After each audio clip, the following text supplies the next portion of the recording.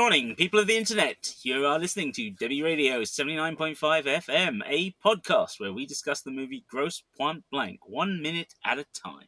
I am your co-host and co-producer, Hugh David, and with us today... I'm Deb, and on today's show, we are going to be looking at minute 21, starting with a cut to Grosse Pointe High School, and ending with Martin Blank talking to his old high school teacher.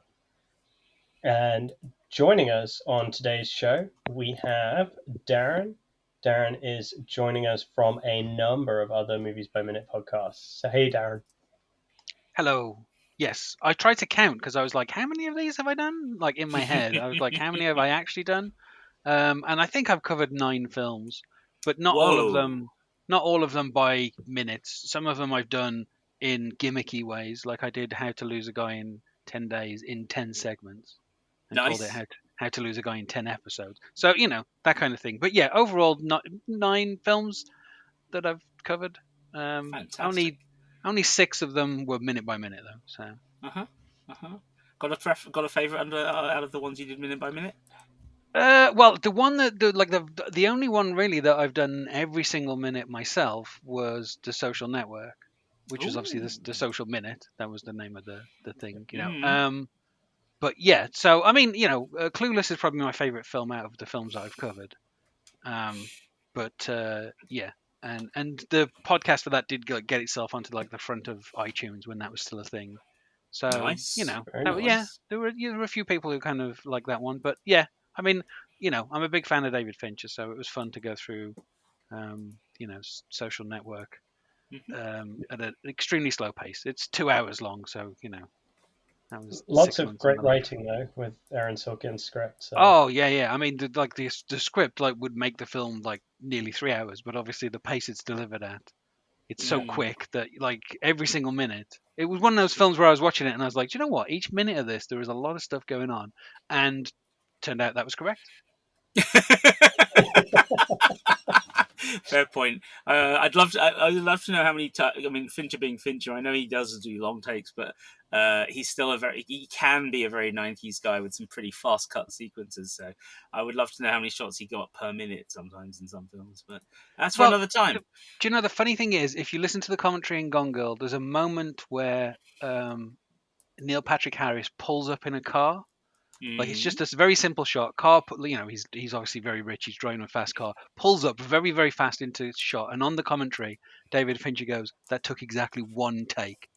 And he makes a point that like they didn't do it over and over again. It's like 1 take, they did it, and he goes off for a couple of minutes, kind of jokingly complaining about how people go on about him doing tons of takes, and it's quite funny. All of his commentaries are really fun to listen to. He's like a very good, he's a fun guy to listen to. Definitely, I remember listening to Seven way back in the day and a few others. So big fan myself. But he did have a reputation at one point, didn't he? The opening scene of Social Network did take 98 takes. So yeah, it's an earned reputation. But yeah, I do like that he acknowledges it and kind of plays with it a little bit on some of the commentaries. It's quite funny. Excellent. So how did you come to Grosse Pointe Blank then?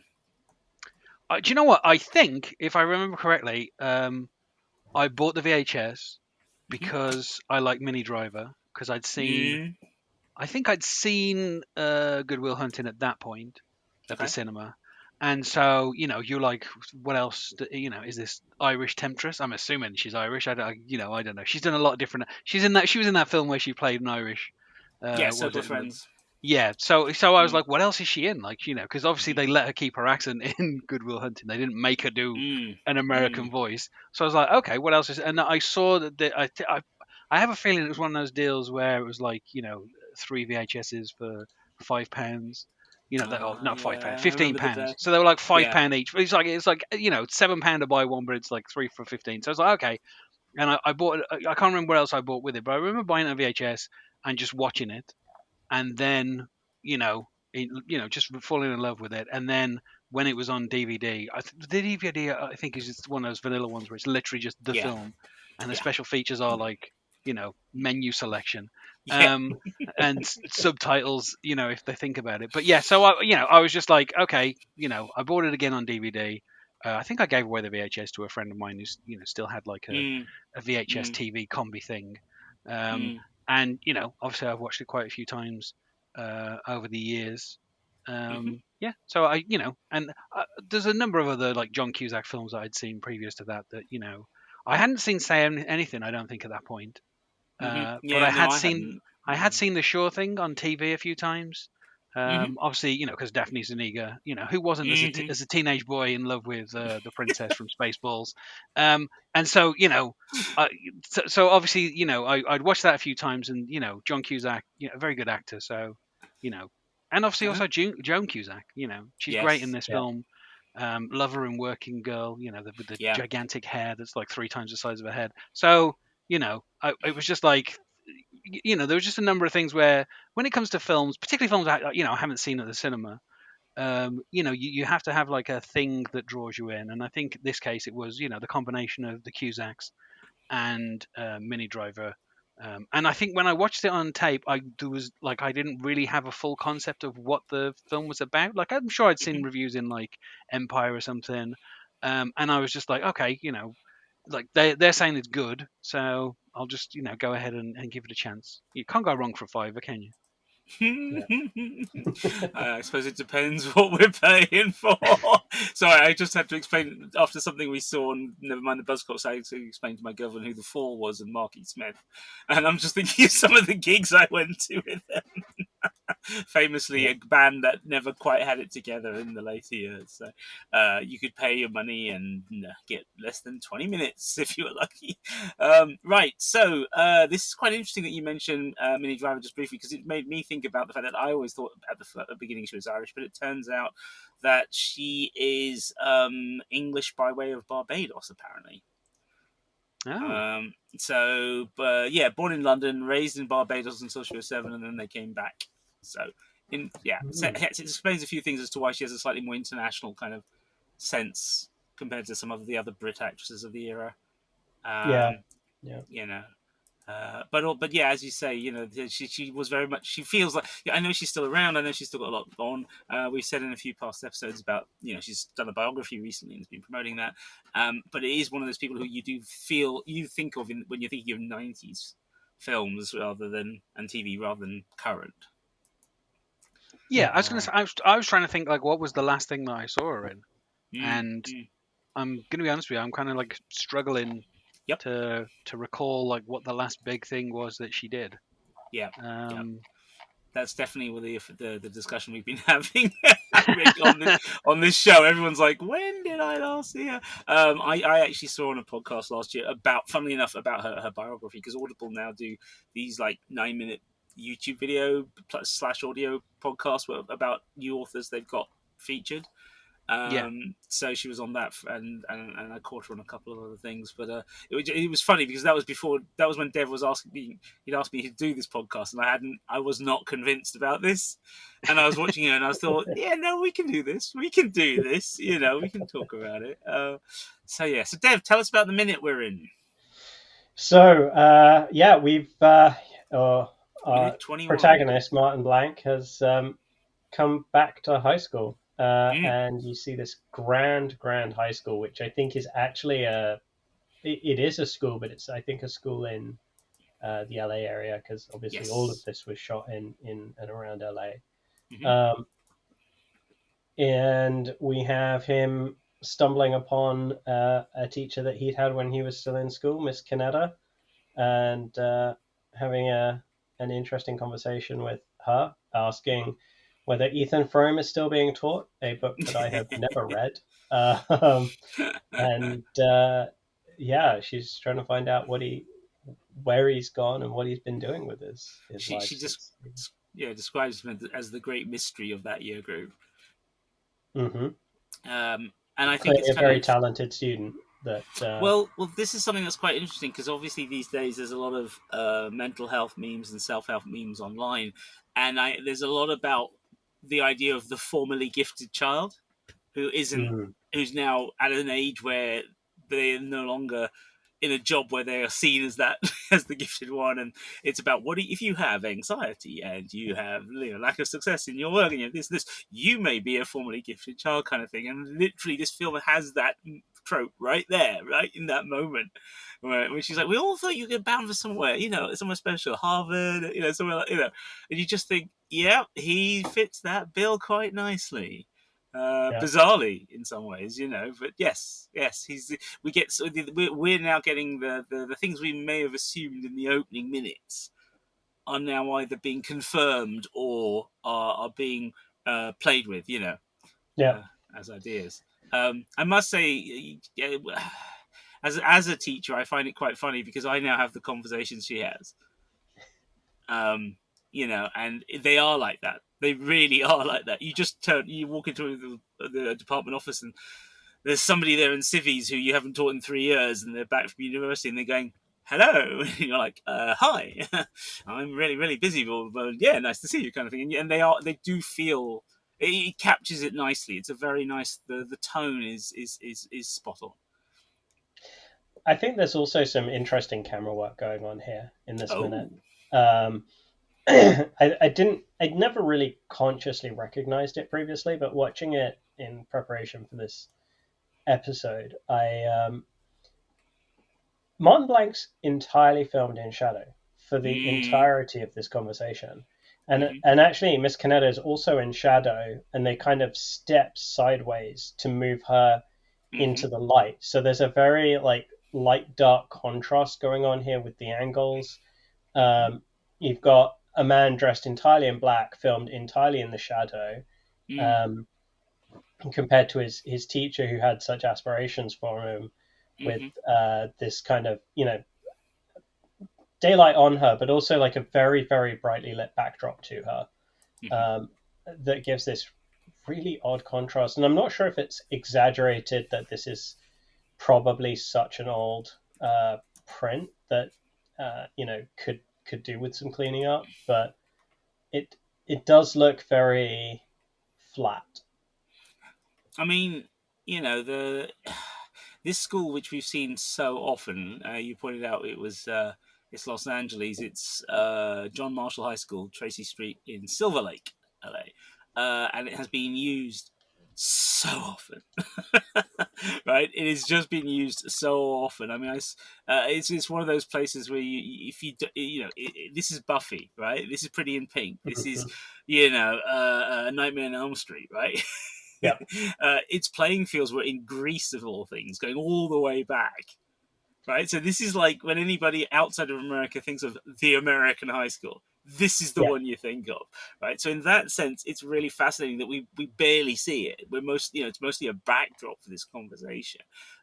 So it's almost like they're playing with the idea of the typical American high school. But then, as you say, the play of light is also really interesting. And I would love to know from Armitage if that was luck of the shoot, luck of the take, or whether that was he was standing there going, "Oh, it'd be really if we light it this way, we can, he's in darkness, blah blah blah." Yeah. It might just be that John Cusack is so gigantic that he just obscures the entire field of view, and that was like they had no other choice. Trying to fit this, what I can only assume is a tiny woman, into the same shot as 7 foot tall John Cusack. Yeah. Like, she looks like she's 4 foot and he looks like he's 7 foot. And to get them, like, there's no way to get like a proper 2-shot with both of them in. And it always seems like they're slightly, like, John Cusack, like you say, he's in shadow, but he's also slightly moving away as he's talking to her. And she's like, she actually steps into the light as, like, the scene is going on. So I don't know if somebody was just like trying to move the camera, and that was like the best spot they found for her, where she wasn't being obscured by the shadow of this giant. But yeah, it's just I think in some ways it's just necessitated by the height difference, that you've got to put them a certain way in the frame, otherwise you're gonna lose like half of either of them. But there is already a pattern of putting Martin up against other people in, slightly confrontational positioning, always in one half of the picture versus someone in the other half or something in the other half. We've already had him face off with Grosse We've had him and Joan Cusack standing in not as confrontational, but in a very different dynamic. And this is it's a pattern that we're seeing.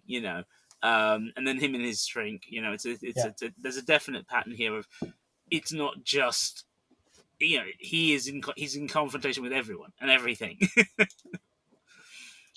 Yeah. So the Miss Kinetta is played by actress called Belita Moreno, who is actually 5 foot even. So there's a 1.5 foot difference between them. It's not a small height difference.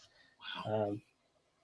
I also kind of wonder if this took a few attempts to get, and it was getting towards kind of running out of daylight, because the sun has got to be very low in the sky to get this kind of shadow up against the building, because it's not the building that's casting the shadow, it's from presumably whatever's across the street. So I wonder if they kind of took a few runs at this, and this was the one that they went with in the final version of the film to get this out. And it also sense. has that feel a little bit, especially from Miss Kinetta. She's talking very fast, and I wonder if part of that is kind of feeling like they're running out of daylight. They need to get this shot sealed. Yeah, this entire encounter lasts pretty much just this minute. It's like, which, I know that he's not spending much time like going back and getting to know people, but like the amount of topics they cover in a very short frame of time is kind of weird. It's like he mentions Ethan Frome. She makes a joke about like, the biggest mystery. Where she says something about white flight, the way she's saying, like, so she like. It's thrown off as like a very quick joke, and then she's like, where did you go to, and he like it's just, by the time you get to the end of the minute, they've gone through like a couple of topics very fast, and then literally like 2 seconds into the next minute he's off, and it's like it's such a kind of brief thing, but there is a lot of stuff that they're kind of just going over very, very quickly. But it's done in that kind of very casual John Cusack style of like kind of barely seeming to care about the conversation, just kind of like touching on a couple of topics and being very casual and trying not to give too much away. Obviously this character is a very guarded character. That's one of the reasons why he's got a therapist. So it's just, I don't know. It's kind of weird that it's like small talk, but they cover so many topics very quickly, and then that's it. Like it's within a minute he's gone. And there's a lot of this very quickfire dialogue in the movie in general, right? Especially his dialogues with Grosse is the other space I see this in a lot. Also with Debbie's father when they meet, a lot of like hitting something, swallowing the joke in just letting it, just moving the conversation on without even the pause to appreciate it, right? You're dressed like a mortician, and then she's off onto another topic.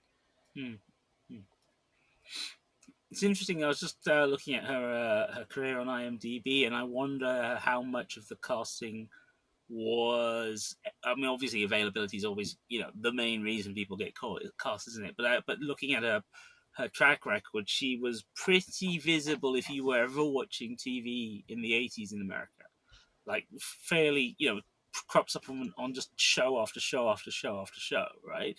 Roseanne, Perfect Strangers, Murphy Brown, just so much. And I kind of wonder, given the vibe, Full House as well, given the vibe of what they're going for with the film, whereas this whole, he leaves in the 80s, in the punk era, and comes back, now in the more grown up. I do kind of wonder if there's a deliberate sort of sense of a visual nod to that era. Kids of that era will go, oh yeah, it's her. Although I think it's funny that my nephews would know her now, because apparently she's a regular character in the Diary of a Wimpy Kid films. So my nephews will know exactly who she is, which is kind of cool. Typecast as a teacher as well. Mrs. this, Mrs. that. Yes. Well, she does seem to have done nurses, teachers, older lady friends, that kind of thing. It is mums, very much her role. Yeah, even probably her most prominent role is the secretary in Clear and Present Danger, right? Yeah. So Yeah, so it is funny how people like that get typecast and just lean into it because it's a job, right? Mm-hmm. This was minute 21 of the Grosse Pointe Blank podcast, Debi Radio 79.5 FM, featuring your hosts, co-writers, and co-producers, myself, Dev Sodiger, and Hugh David. Today's guest, Darren Husted. Darren, where can people find you online? Do you know what? Given all the recent developments in social media, I think probably the easiest thing to do is if you're subscribed to podcasts, just put my name in and you will find those. The most recent podcast that I've been doing is T. Hanks for the Memories, which is going through the career of Tom Hanks. And what a great name. There'll be before, I'm sure by the time this comes out, I will have covered Man Named Otto and Asteroid City. Nice. Those are like the last two I've got to do before I catch up, and then I'm sure Tom will have had another film out by the time I get those done. Yes. So yeah, that is my curse from now on, is to cover the rest of his career as it goes along. It only took me like 2 years to completely catch up with everything that he'd done. So do you think? I wonder if he might hear you one day and ask to be on it. I mean, I don't know. If he's heard my opinions of some of the like Robert Langdon films, probably not. He's a good sport, from what I hear. Yeah, but I've never heard anyone in the business say anything bad about him. He's literally one of the famous. Henry Winkler is not a fan. Yeah, well, I know people are not a fan of Henry, but I know what you mean. I mean, like Henry Winkler was the director of Turner and Hooch briefly, and then he was fired. And yes. Yeah, people. But people mention Tom Hanks to him. He has a habit of not saying nice things about him. So, but apart from Henry Winkler, pretty much everyone else is very nice. Yeah, so stick my name into any podcatcher, and you'll find episodes of stuff I've been on. Fantastic. If you are looking for more from us, you can, apart from this podcast that you're listening to, you can find us on all other good podcast players if you want to see what we look like. Check out YouTube. We're also on X, assuming that when this comes out, X is still around at the rate advertisers are leaving it as we record. And you can find us on Spotify. At all three platforms, we are at the handle at DEBI Radio, Debi Radio. We are also on the website, debiradio.com. All of those, it is DEBI Radio. And you can also talk with us on our Facebook listeners group. That's Debi Radio 79.5 FM Fan Club. So jump on the group and let us know what you think of the film, how you first saw it, what your favorite minutes are. Sure was clear that all of this was new. Concentrating hard like a little girl, smoking for the first time.